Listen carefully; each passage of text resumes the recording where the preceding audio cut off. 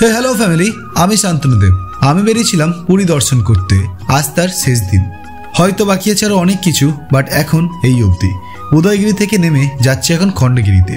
Gate দিয়ে ঢুকতেই পাহাড়ের এক লম্বা পাথরের সিঁড়ি, সেখান থেকে সবার সাথে পাহাড় চড়া শুরু।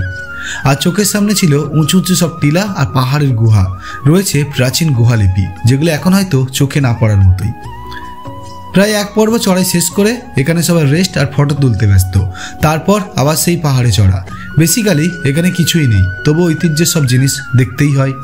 বাচ্চা থেকে শুরু করে বড় সকলেই বেশ মজা করে হেঁটে চলেছে।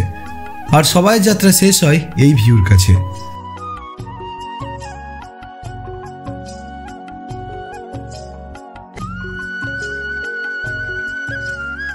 পাহাড়ের রাস্তা ধরে আবার নামতে থাকি নিচে। ওড়িশা সরকার খুব যত্ন করে এই ঐতিহ্যের জিনিসগুলো ধরে রেখেছে। চারদিকটা দেখেছেন কতটা মনোরম পরিবেশ।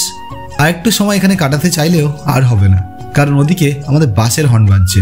আজই শেষ রাত্রি, তারপর নিজের শহরে। আর ওই যে আমাদের বাস। সকলের সাথে বাসে উঠে পড়ি আর পুরী পর্ব এখানেই শেষ করি। জয় জগন্নাথ।